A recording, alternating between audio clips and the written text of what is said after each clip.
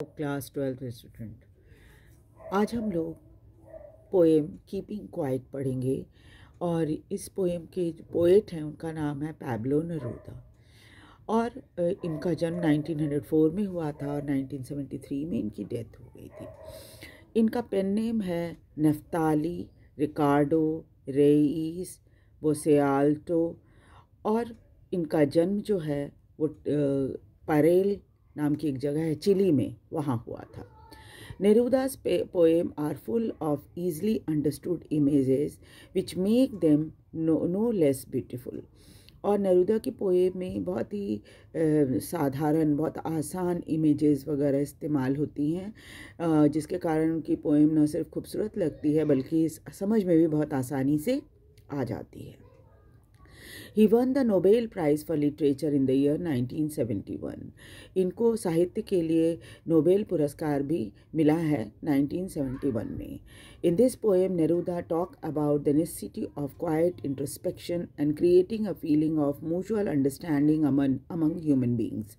और इस कविता में नेरूदा जो है वो बताते हैं कि शांत रहना और अब आत्म निरीक्षण करना कितना ज़रूरी होता है एक व्यक्ति के लिए।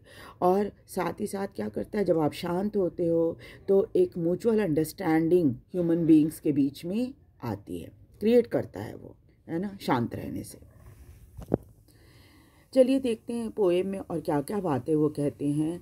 What does the title of the poem suggest to you? Keeping quiet, यानी शांत रहना। And what do you think the poem is about? आपको क्या लगता है किस बारे में पोइट कहते हैं? बहुत सारी बातें वो बताते हैं, हालांकि बहुत साधारण भाषा का उन्होंने इस्तेमाल किया है और जो सब्जेक्ट है पोएम का वो भी बहुत सिंपल सा है। चलिए देखते हैं क्या कहते हैं। Now we will count to 12 and we will all keep quiet. मैं 12 तक गिनूँगा और जब तक वो 12 तक गिने तब तक हम सब बिल्कुल चुप और शांत हो जाएं, है ना। For once on the face of the earth, let us not speak in any language. Let us stop for 1 second and not move our arms so much. एक क्षण के लिए कोई जल्दीबाजी न करें और हम अपने बाजुओं को भी हिलाना बंद कर दें और किसी भी भाषा का प्रयोग न करें, यानी बिल्कुल ही ना बोलें, बिल्कुल शांत रहें। कब तक? जब तक ये 12 तक गिनते हैं। पोएट जो है 12 तक गिनते हैं। It would be an exotic moment without rush, without engine, we would all be together in a sudden strangeness. एक क्षण के लिए कोई जल्दीबाजी नहीं करेगा, यहाँ तक कि इंजन और मशीनें भी एकदम काम करना बंद कर देंगी या वो रुक जाएंगी। और इसे वैसे तो ये एक अजीब सी बात लगेगी, है ना, एक्सोटिक मोमेंट वो कहते हैं कि एक अजीब क्षण होगा। तब हम सब उसी अजीब माहौल का आनंद ले सकेंगे। कैसे? क्योंकि जब हम शांत रहेंगे तो हमें आत्मनिरीक्षण करने का मौका मिलेगा, अपने आप को समझने देखने का मौका मिलेगा। Fisherman in the cold sea would not harm whales, and the man gathering salt would look at his hands. और उनका कहते हैं कि उस पोइट कहते हैं कि ठंडे समुद्र में जो मछुआरे होते हैं वो वेल्स को पकड़ने के लिए जाते हैं और इस समय जब वो शांत रहेंगे तो क्या होगा, वेल मछलियों को कोई हानि नहीं पहुंचाएंगे वो, है ना। और जो लोग नमक एकत्र करने का काम करते हैं, नमक इकट्ठा करने का काम करते हैं, वो जब शांत रहेंगे तो वो अपने हाथों को देखेंगे कि उनका हाथ कितना घायल हो जाता है। नमक आप जानते हैं ना, ज़्यादा लगातार नमक छूने से हाथ को नमक जो है खाने लग जाता है ना। तो अपने चोट पहुँचे हुए हाथ को वो ध्यान से देख सकेंगे और उसका ध्यान भी रखेंगे। Those who prepare green wars, wars with gas, wars with fire, victory with no survivor, would put on clean clothes and walk about with their brothers in the shade doing nothing.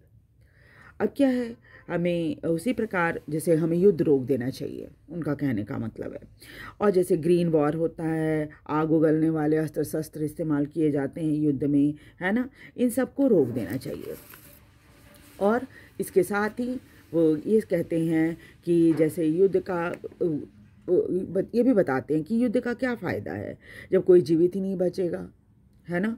तो इसलिए बजाय लड़ने के लोगों को साफ़ सुथरे कपड़े पहन कर निकलना चाहिए, अपने सभी भाइयों के साथ सैर करना चाहिए, यानी सबके साथ प्यार और मेल मिलाप से रहना चाहिए।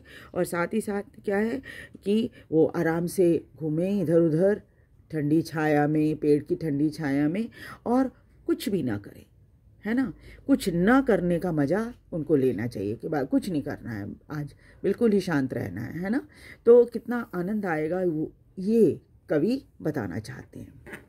What I want should not be confused with total inactivity. Life is what it is about. I want no truck with death.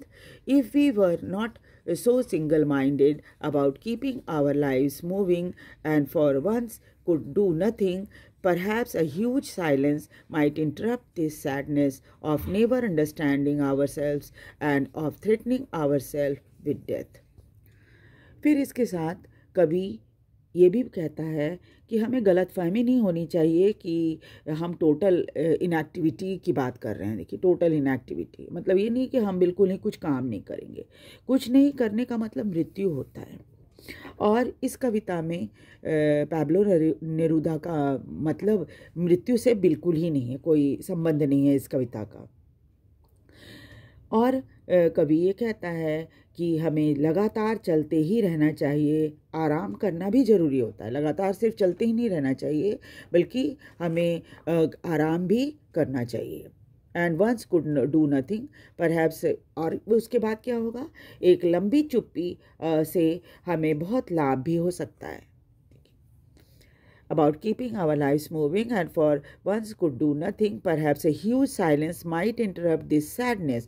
जो उदासी, लंबी चुप्पी जो है, हमें क्या है, हमें लाभ ये होगा कि मनुष्य जब उदास हो जाता है तो वो अपने आप को ही, जब वो नहीं समझ पाता है अपने आप को, तब वो बहुत उदास होता है। ठीक है, तो जब आप शांत रहेंगे तो क्या होगा, और कि आप अपने आप को बहुत अच्छी तरह से देख पाएंगे, समझ पाएंगे, है ना। और जब वो इंसान अपने आप को नहीं समझ पाता है तो क्या होता है, बहुत असहाय महसूस करता है ना। उसे मौत से डर लगने लग जाता है ना।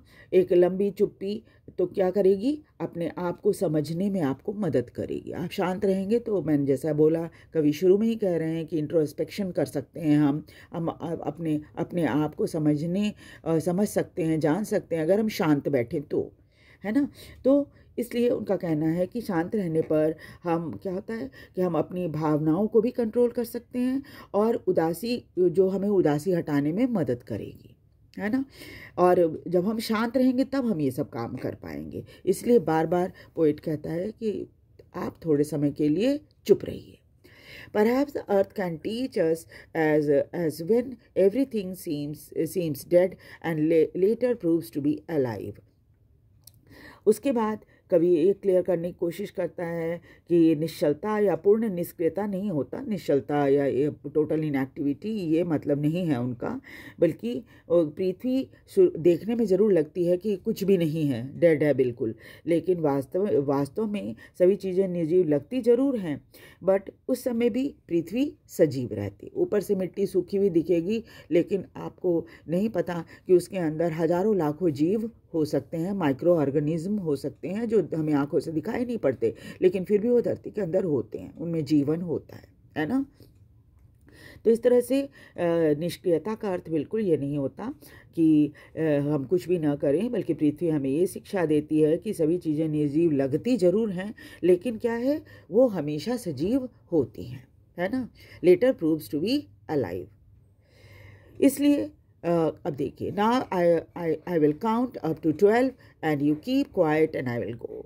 इसलिए पोइट कहता है कि जब तक मैं 12 तक न गिनूं तब तक आप सब शांत रहें, और उसके बाद मैं खुद ही चला जाऊंगा और आपको ये मौका दूंगा कि आप अच्छे से अपना इंट्रोस्पेक्शन करें, अपने आप को समझें और अपनी उदासी और अपनी तकलीफ़ों को ये शांति दूर करने में मदद हो। जब आप चुप रहेंगे तो आपकी बहुत सारी परेशानियों का हल अपने आप निकल आएगा।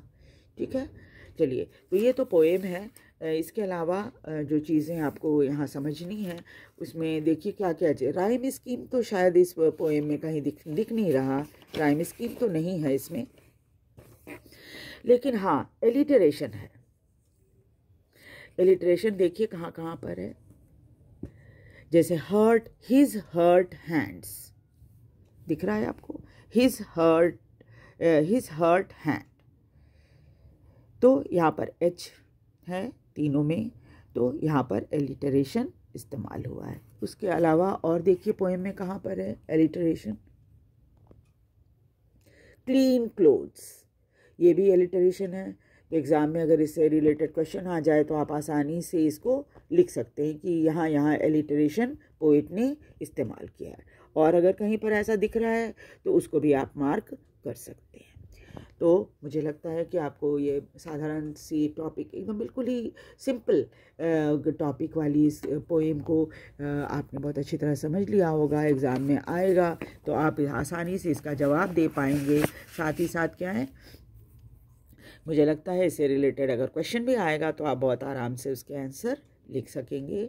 और मैं बार बार आपसे रिक्वेस्ट कर रही हूँ, आप इसे लाइक और सब्सक्राइब ज़रूर कीजिए, शेयर भी कीजिए, ताकि दूसरे बच्चे भी इसको सुन सकें, समझ सकें पोएम को। Thank you very much.